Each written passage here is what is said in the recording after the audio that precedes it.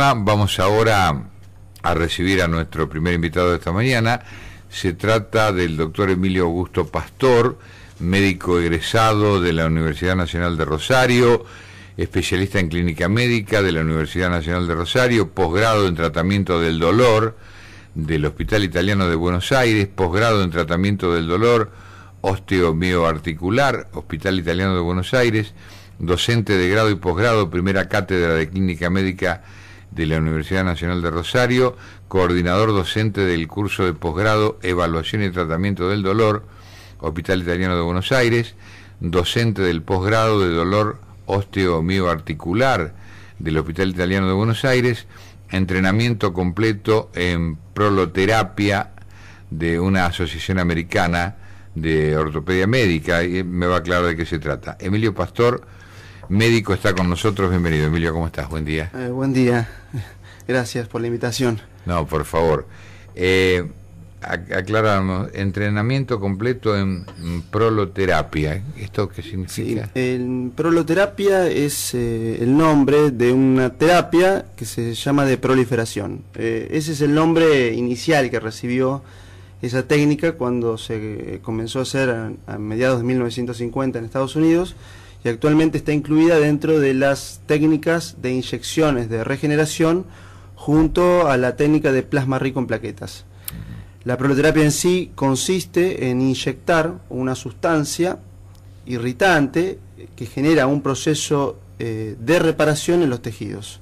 Por ejemplo, hay un ligamento dañado que no está cortado del todo, porque si está cortado del todo la única forma de solucionarlo sería unirlo de forma quirúrgica, pero si hay un esguince crónico, por ejemplo, o una lesión ligamentaria en cualquier otra parte del cuerpo, tendinosa, hombro, codo, mano, espalda, cuello, esa lesión puede repararse con una técnica de inyectar donde está el tejido lesionado. Eso genera un proceso de inflamación controlado local, y esa inflamación genera la reparación. Es decir, se estimula la reparación del individuo, que no la pudo hacer por sus propios medios. Si uno lo explica de otra forma, normalmente nuestro cuerpo tiene un sistema de reparación. Yo me lastimo el brazo, eso genera que el brazo se inflame inicialmente. Uno se cortó, primero van las plaquetas a la zona, las plaquetas mandan señales, y luego de eso van la segunda célula, que son los macrófagos. Los macrófagos barren la zona y mandan nuevas señales, y finalmente llegan los fibroblastos. Los fibroblastos serían como los soldados encargados de dirigir la reparación, y empieza a aparecer el periodo donde se empiezan a posicionar fibras de colágeno que reparan una herida. Generalmente cuando uno se lastima, por lo que sea, eso es lo que ocurre. Y cuando eso ocurre, hay dolor por la inflamación normal, y cuando el tejido se repara, el dolor se va. Por algunos motivos, a veces, en la realidad eso no ocurre, es decir, que el tejido no logró reparar. Por el motivo que sea. Por lo tanto, permanece el dolor. Permanece el dolor, o el tejido reparó con tejido de mala calidad, es decir, no un colágeno bueno, sino un colágeno, digamos, alterado en su constitución. Entonces, que no cumple su función. Al no cumplir su función, el sistema de alerta genera dolor. En esos casos, en donde hay una mala reparación previa por diversas causas, uno puede reestimular la reparación, es decir, se pincha la zona y se inyecta una sustancia que vuelve a generar una inflamación. Es decir, le decimos al cuerpo, bueno, acá le reproduce el problema inicial. Pero claro, pero con una inflamación bien en el lugar. Controlada, es decir, un poquitito. E incluso se puede hacer, por ejemplo, en el hombro, por problemas del manguito de los rotadores, bajo guía ecográfica. Entonces uno ve el tendón del supraespinoso dañado, lo sabe dónde llega, ve la aguja entrar, tac, 1 centímetro cúbico, le pones ahí, y después se controla cada 2 o 3 semanas, y se van haciendo varias aplicaciones, y uno va viendo que el dolor mejora, y por otro lado, que la imagen mejora, o sea, se ve hasta la mejoría en las Ahí tenés imágenes. el panorama completo. Yo quiero que antes que te adelantes en darnos mayores explicaciones sobre las técnicas precisamente para que desaparezca el dolor, que nos hagas una definición de dolor. ¿Por qué existe el dolor detrás de una afección, de un problema? ¿Por qué reacciona con dolor el cuerpo del ser humano?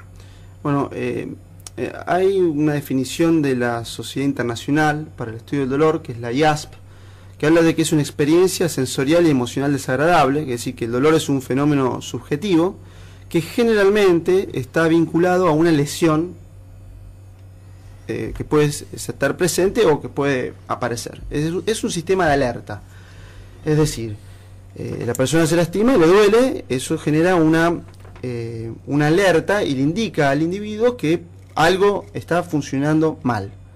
Eso es el dolor agudo, que es fisiológico, es protectivo y es necesario para la vida. El dolor nos ayuda a sobrevivir dentro de nuestro sistema de adaptación. A ver, Es me una quedo con alarma, esa definición. una alarma. El dolor nos ayuda a sobrevivir. Exactamente. Ampliarle un poquito el concepto. El dolor, por ejemplo, a ver, uno se acerca al fuego, se quema, duele, entonces ¿qué se saca la mano? Entonces, es una alerta de que algo ocurre y el que algo anda mal. Ese es el dolor agudo, es protectivo, es fisiológico y es necesario. Si Pues uno, me quema, saco la mano. y sí, Me protejo. por ejemplo, un paciente que tiene una diabetes, que tiene una alteración de la sensibilidad en los pies, no siente cuando tiene la piedrita en el zapato. Entonces hace una úlcera o se lastima. Entonces tiene que cuidar. Es decir, no siente el dolor. No siente el dolor. Entonces el dolor le está avisando. Ahora, cuando pasaron 3 meses de un dolor, el dolor se amplifica. Eso en medicina se llama sensibilización. Pero es como subirle el volumen en la radio. Ya un dolor que era leve se vuelve más intenso y se amplifica el área de dolor por fenómenos que se llaman de sensibilización central y periférica. Eso son cuestiones técnicas. Y el dolor ahí se vuelve patológico. ¿Qué significa? Ya el dolor se transforma en una enfermedad. Ya no es algo protectivo en sí mismo, sino que ya es un problema más que se agrega al problema de base. En ese caso, decir, dejó de cumplir solamente el papel de alerta, algo está fallando. Cuando pasa a ser crónico. Claro, eso es cuando el dolor es crónico. Entonces, en ese caso hay que trabajar en 2 planos. En el plano de ver cuál es la lesión inicial y en el plano de trabajar sobre esa amplificación. Entonces ya es distinto el tema. Y en ese caso el dolor se asocia a depresión en un 30% de los casos, 40, 50, o sea, ya empiezan a jugar otros... Claro, porque la persona factores. siente dolor, las preocupaciones, todo lo que se nutre Hay en su estado emocional lo tira. Ahora, ¿qué diferencia hay entre la cura del dolor con el tratamiento paliativo? El tratamiento paliativo básicamente es un tratamiento que intenta aliviar síntomas y mejorar calidad de vida, que en un principio surgió como una disciplina orientada a la oncología, es decir, a las personas con cáncer. En ese sentido, en la ciudad tenemos al doctor Wenck, que es el presidente de la Asociación Mundial de Cuidados Paliativos, que vive acá en San Nicolás, y que es el que comenzó con la medicina paliativa en nuestro país, y que se ha desarrollado muchísimo. Los conceptos de alivio del sufrimiento de la oncología empezaron después a trascender la frontera de la oncología y llegaron a la medicina, a la parte de rehabilitación, es decir, alguien que tiene un dolor crónico, que no es por oncología, tiene una discapacidad, y la discapacidad de no poder ir a caminar 2 cuadras, le genera un sufrimiento o otro problema. Además le complica la existencia. Entonces la medicina paliativa también se extiende a esas áreas. Porque no es solamente dar un medicamento en la medicina paliativa, es más que eso. Se puede dar un medicamento, ver la parte psicológica, la parte emocional y todo eso. Eso sería la medicina paliativa, que ya hay que extenderla. Por ejemplo, si uno tiene alguien con un dolor crónico de rodilla, algunos conceptos de medicina paliativa sirven, pero a la vez lo interesante es tratar la causa del dolor de rodilla. Sí, el fondo del problema. Uno trabaja en 2 planos. El dolor como síntoma y tratar de solucionar lo que genera el dolor, porque si no, no podemos resolver el problema. A lo mejor una persona que tiene un tumor, volvamos a la oncología, que no pudo resolverse o que con las técnicas habituales de quimio, radioterapia y con cirugía, bueno, en ese caso el plano es el alivio del sufrimiento. Pero en el caso de alguien que tiene una enfermedad, podríamos decir curable, tenemos el alivio del sufrimiento por un lado y tratar de resolver el problema para que no necesitar más la parte paliativa. Ahora, doctor Pastor, ¿y esto se va haciendo simultáneo? ¿Esos dos planos se pueden actuar en forma simultánea? Es que tienen que ser simultáneos. Si alguien es decir, ¿cómo reacciona el paciente? Es decir, está con el problema, está la causa, la identificaron, está el dolor. Ustedes logran bajar el dolor. Exacto. O quitar el dolor. ¿Eso favorece a que el paciente pueda rehabilitarse ya en la causa propiamente dicha? Sí, exactamente. Por ejemplo, si alguien le duele la rodilla y uno le dice, camine 4 cuadras. Doctor, me duele. No puedo caminar 4 cuadras. ¿Sí? No lo va a hacer. Por más que uno le diga eso es lo que usted tiene que hacer, no lo va a hacer porque le duele, y lo que estaríamos haciendo en ese caso es generarle mayor incapacidad. Con la palabra, le digo, haga algo que usted no puede hacer. Entonces, si el dolor es muy intenso, lo primero que hay que hacer es, de alguna forma, bajar el nivel de dolor. Cuando el nivel de dolor bajó un poco, ahí empezar a meter la parte de reparación, de rehabilitación o lo que sea. Y a medida que baja el dolor, el estado de ánimo de la persona se fortalece y ayuda a la solución del problema. Exactamente. Cuando la persona sabe que puede aliviar su dolor, ya es ver una luz en el fondo del túnel. Claro, ya te permite ir sobre la causa. Puede pensar. Si no, no puede pensar. Alguien con dolor no piensa. Sí. Está tan dolorido que está tan desesperado. Ahora viene la semana, ya no le duele tanto, es otra persona. Ya no está ansioso, ya estira la ya no está caminata. enojado, sabe que puede salir de ahí y ya ve con otros ojos cuando uno le plantea un tratamiento de fondo. Que no a veces no es solo rehabilitación y tratamiento de proloterapia o de plasma rico plaquetas. A veces hay que hacerle un plan nutricional.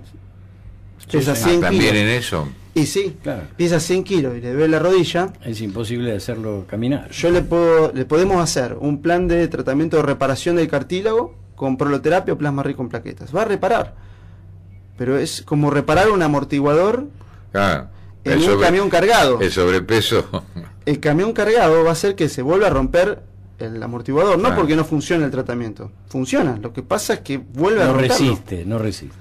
Y también hay que cambiar el calzado. Ahora, claro. permíteme esta pregunta, es decir, que el enfoque que se hace ante la persona que de pronto va a consultar porque su mayor problemática es el dolor, que a veces se le puede tornar insoportable, es el enfoque integral del problema, desde todo punto de vista. Es el enfoque integral, que es lo que se enseña en medicina clínica. El enfoque integral es básicamente tomar a la persona como una persona que está sufriendo, no como, por ejemplo, me duele el codo es lo que genera, o me duele el hombro.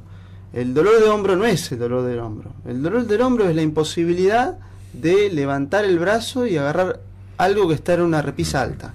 El dolor del hombro le impide a una señora levantar a la nieta. Que eso es lo que más le molesta. Ahora, si pudiese levantar la nieta, ya no es tan importante. El dolor de rodilla no es dolor de rodilla. El dolor de rodilla es no ir a la esquina a la verdulería. Sí, incide en lo motriz. Es la discapacidad. Esa incapacidad de moverse. Eso es el tema. Es la discapacidad, genera más dolor. La sensación de sentirse inútil y de no poder hacer las cosas. Ustedes están escuchando al doctor Emilio Augusto Pastor, quien de a poquito nos va metiendo ya en el tema del dolor, porque él es especialista, para ello ha hecho los cursos correspondientes en el tratamiento del dolor, y acaba de diferenciar muy bien hace instantes lo que es un tratamiento de combatir el dolor del tratamiento paliativo, aunque en algunos puntos por ahí tengan contacto. Ahora, la frecuencia con que acude un paciente, es decir, más que la frecuencia, los causales más comunes por los cuales van pacientes en busca de la solución del dolor, ¿por qué parte del cuerpo pasan, dejando de lado aquellos casos específicos que existiera un problema de fondo distinto, ¿no? Sí, digamos, la estadística mundial, que coincide con lo que veo y vemos todos en el consultorio, la prevalencia principal son los dolores musculoesqueléticos. Dentro de los dolores musculoesqueléticos, lo más prevalente es el dolor lumbar bajo, el dolor de la región lumbar. Después le sigue el dolor de la región cervical, que sería el cuello, las rodillas y los hombros. Eso es lo principal dentro de la de lo que más se ve en la consulta. Que es, digamos, el dolor lumbar bajo es uno de los principales causas de discapacidad a nivel mundial. Dentro de las primeras además 6 de causas. las causas de ausentismo laboral. Causa de ausentismo laboral, causa de aumento de gasto para la población, o sea, para una sociedad. Alguien que no trabaja no produce. Causas de utilización de estudios por imágenes, causas también de cirugías, causas de un montón de problemas. El dolor lumbar bajo, que tiene que ver inicialmente con el sedentarismo y la falta de actividad física de nuestro medio, de nuestra forma de vida actual.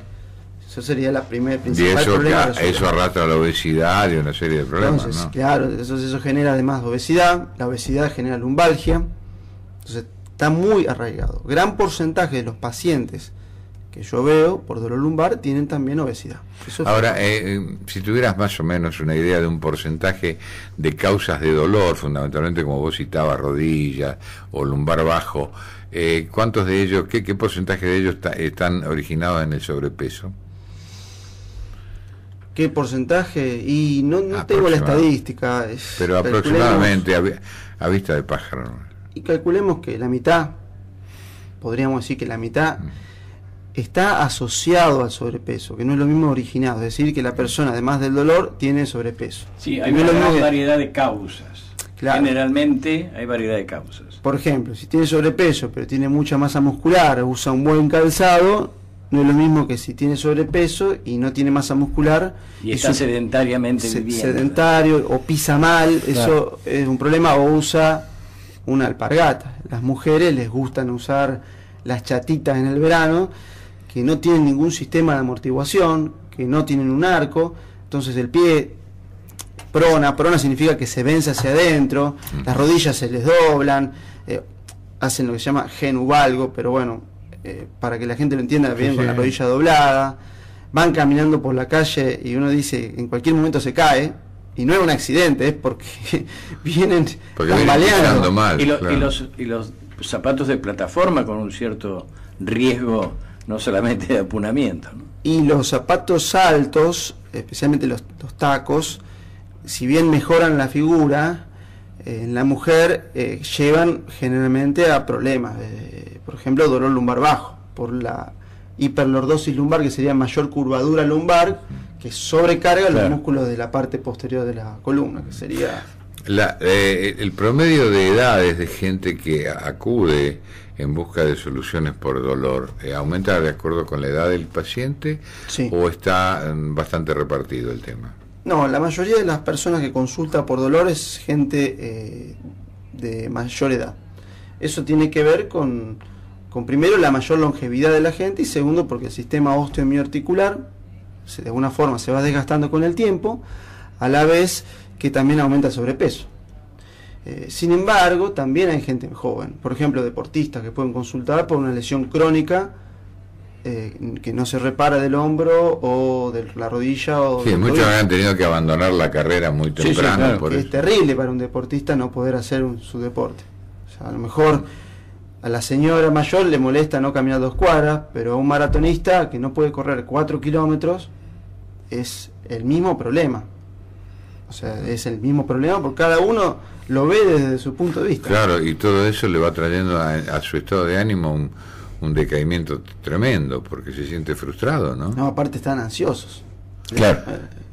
Se ponen mal. ¿Qué aporte ha hecho la tecnología para ayudarlos a ustedes como médicos especialistas en combatir el dolor? La tecnología ha hecho sin lugar a dudas grandes aportes. Siempre y cuando la persona haya sido bien evaluada en el consultorio. ¿Qué significa esto? Estadísticamente, el 50% de la población de 40 a 42 años, aunque no tenga dolor lumbar, si uno le hace una resonancia, le va a encontrar una hernia de disco. Claro. ¿Qué significa esto? Yo agarro gente por la calle, le digo, venga que le hacemos una resonancia. Que no le duele la región lumbar, 40, 50% van a tener alguna pequeña protusión o hernia de disco. Eso no significa que eso sea un problema. Ahora, si el hallazgo... Ahora, ¿se puede convivir con ese problema sin necesidad de que tenga manifestaciones ni produzca dolor? Si no produce manifestaciones, dejarlo como si fuese una cana. Uh-huh. Aparecen con la edad. Ahora, si esa hernia de disco coincide con el examen físico, eso ya es otra cosa.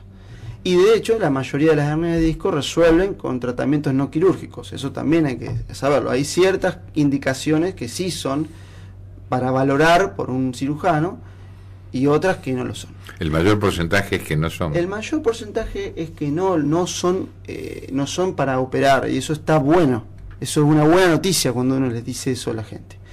Sí, y la mayoría de las veces lo que ocurre es que le duele o un músculo, que puede ser el cuadrado lumbar o los glúteos, que uno les toca el músculo y les duele, o les duele alguna carilla articular que se llama faceta, o les duele algún ligamento, o el problema es lo que se conoce como dolor miofacial del músculo y de la fascia, que da dolores en la región lumbar y a veces que pueden incluso referirse hacia los miembros inferiores, que simulan dolores por hernia de disco.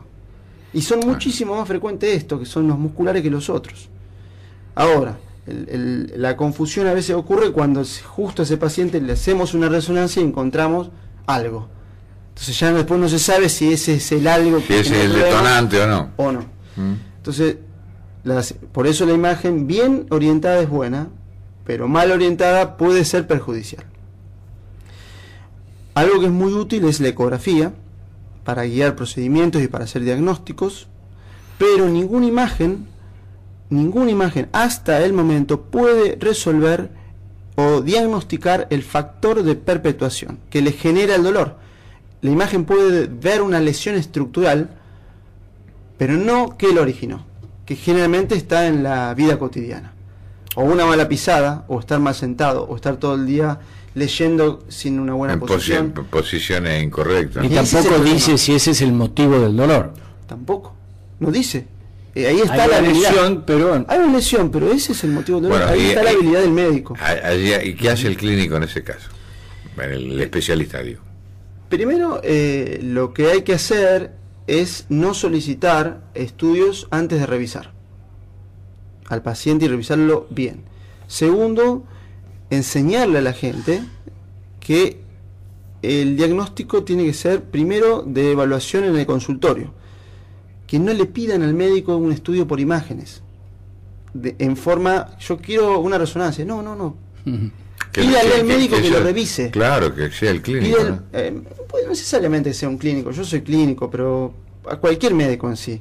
El médico inicialmente, si le tienen que pedir algo, pedirle, por favor, revíseme bien, yo quiero que usted me evalúe, me escuche, me revise. Con eso tenemos un 90%, 95% de achicar el diagnóstico. Y después el estudio por imagen, que puede ser una resonancia, una placa radiográfica simple, o una ecografía generalmente, o en una electromiografía en caso de ser necesario, pero ya dirigido a un diagnóstico preestablecido. Es decir, yo pienso que tiene esto, voy a tratar de acercar más el bochín, voy a tratar de confirmar tal vez, o de descartar con esto, pero no empezar al revés. A ver si interpreté, si pude decodificar bien el mensaje. Evitar que quien está del otro lado ejerciendo la potestad de la atención médica use el por las dudas y pida. El por las dudas es peligroso, porque encontramos, hoy son tan buenas las imágenes, que se ven tantas cosas, que se encuentran hallazgos que no tienen trascendencia y que generan preocupaciones innecesarias. Una vez me vino a ver un paciente, que a lo mejor está escuchando, no sé, pero no voy a decir su nombre, que me dijo lo siguiente: hablé con mi familia, así, esto es textual, un señor de unos 50 y pico, hablé con mi familia, estoy jodido, usó estas palabras, sí. No sé si voy a sobrevivir, ya me voy a operar, voy a consultar para operarme. Y digo, ¿qué le pasa? Y había leído un informe de una tomografía que decía degeneración discal. Eso es terminología médica, quiere decir el disco intervertebral, que es un almohadón entre dos vértebras, está un poco alterado. Así le escribe el radiólogo, es una palabra médica. El paciente lo había interpretado Descodificó mal. Un cáncer. Nada que ver. Qué bárbaro. Pero eso todo Lo que pasa los es que días. debe haber muchos pacientes que van con el diagnóstico ya hecho por ellos. Y sí, porque hoy existe Entonces Google. viene y dice, doctor, me duele el ciático, y no tiene nada que ver. Y hoy está Google. Y está, bueno. Doctor Google. Entran en internet, ponen hernia de disco y chao. A ver qué el tengo. dolor, que le dolía un 3, de dolor un poquito, le terminó doliendo más. Por todo lo que leyó, le calentó la cabeza. Claro, por así sí, decirlo. no entendió. ahí le voló la cabeza. Vos sabés que hemos hablado casi 30 minutos. Me queda 2 minutos nada más. Bueno. Yo quiero que le dejes algún mensaje a la gente de que el dolor es posible curarlo. Sí, es la realidad. No en todas las ocasiones, porque tampoco hay que exagerar. El dolor se puede ir por completo o al menos aliviar. Que con a veces un alivio del dolor, eso le genera que la persona pueda volver a hacer sus actividades, porque uno se tiene que centrar en eso, y eso ya es Y a suficiente. potenciar O sea, depende de cada persona, qué es lo que quiere cada uno. A lo mejor la señora no va a querer correr 2 cuadras, quiere caminar 5 y se El acabó. sentirse bien, el sentirse con menos dolor, también colabora con eliminar en definitiva el dolor. Exacto.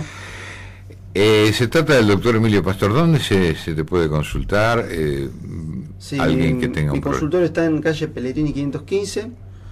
El teléfono es 0336, característica San Nicolás, 44 21036. Y tengo un sitio web que nos trabajamos bastante para tratar de actualizarlo. Ya tiene algunos años, se llama www.ideasmedicas.com. Ahí lo vamos a consultar. No sabía esto. Sí, ahí vamos poniendo, escribiendo sobre esto, tratando de escribir cosas simples de entender, de hablar en criollo, porque eso también pasa, a veces claro. Los médicos tendemos a olvidarnos y hablar en nuestra jerga. Claro, y eso Sí, es para conferencia. Es una deformación profesional en todas las profesiones. Eso es para una conferencia para gente del mismo nivel. Pero, sí, pero lo que estamos en el llano necesitamos que nos hable con claridad. Que hoy hablábamos de Google, es mucho mejor que se entre a esa página. Sí, exactamente. www.ideasmedicas.com. Así hemos transcurrido estos minutos con el doctor Emilio Augusto Pastor. Ha sido un gusto conocerte. bueno, Es una persona muy joven y con muchísimas iniciativas y una preparación realmente importantísima a través del perfeccionamiento. La gente que te quiera consultar, ya sabe, Pellegrini 515 44 21 036.